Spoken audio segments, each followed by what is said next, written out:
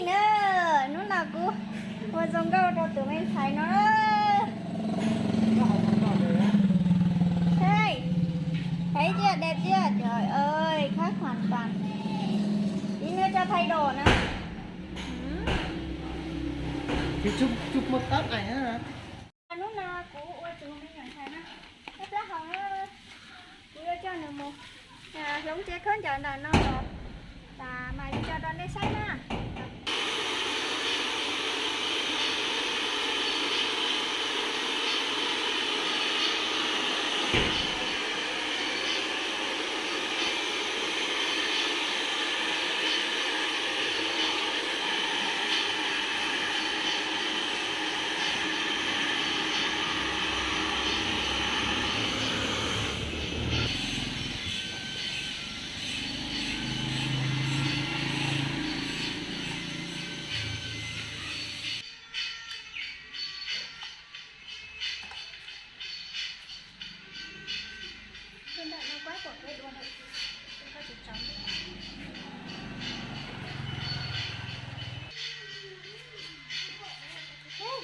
đi lúc trong phải nọ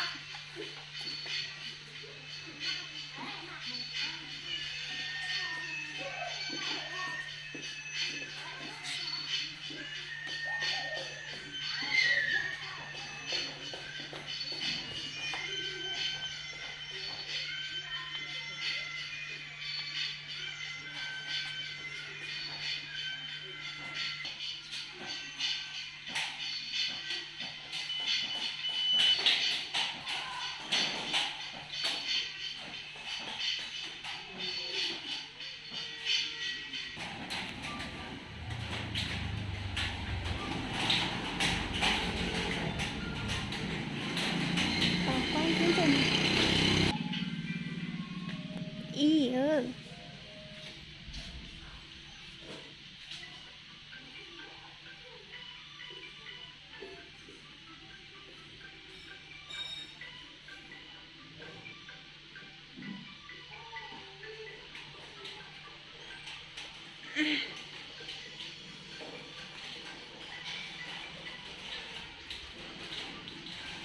sao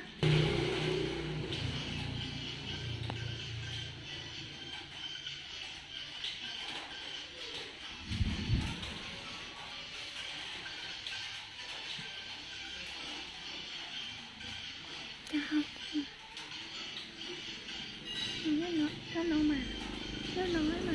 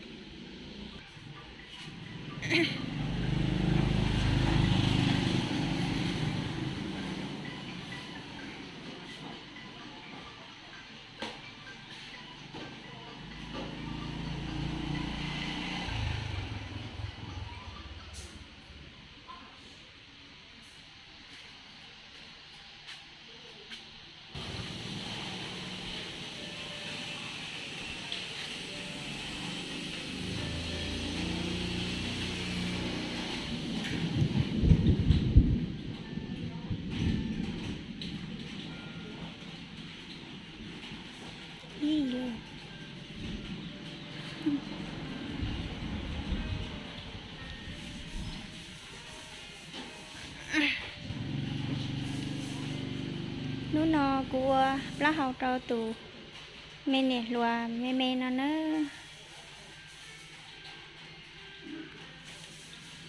nữ chỉ số bắc á hậu ta xì nữ nhẹ nhẹ cái rong con nữa nè xe nữ muốn nữ cho lắm một nó chạy ta đu lù nữa thì nó cũng khó có cắp lắm một trò sữa muốn nữ cho lắm một chạy ta nữa ôi nó khủng nó mà ba ơi tục lắm một hay rồi nữa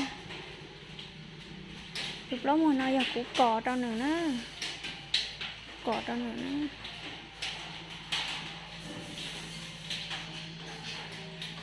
cỏ trong nữa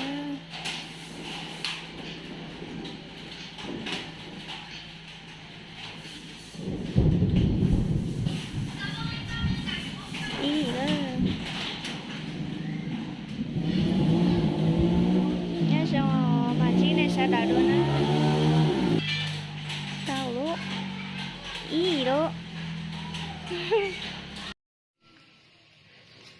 Nói chung đó nhìn nó cúi vô lọ ua. Tụi mình xài tao đi. Chấp lá hầu nữa. Nè chỉ cho bó cá hầu ấy cú ua. Đỡ cho nứng nó dọ. Cú ba nè ua xin á.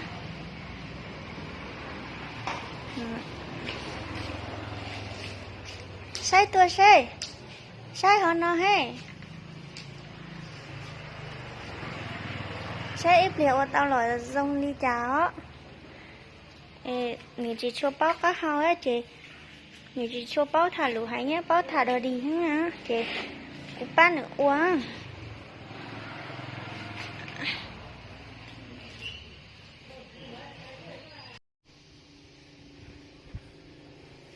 Chị bó cá hầu á chị nữa, nè bó thả lũ đờ đi.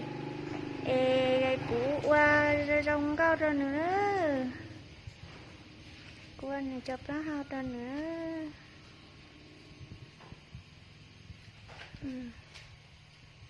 Đó.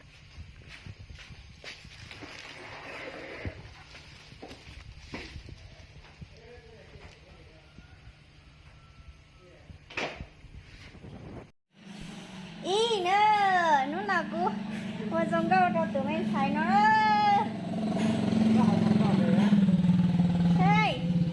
Thấy chưa, đẹp chưa? Trời ơi, khác hoàn toàn. Tí nữa cho thay đồ nữa. Thì chụp một tóc ảnh á hả?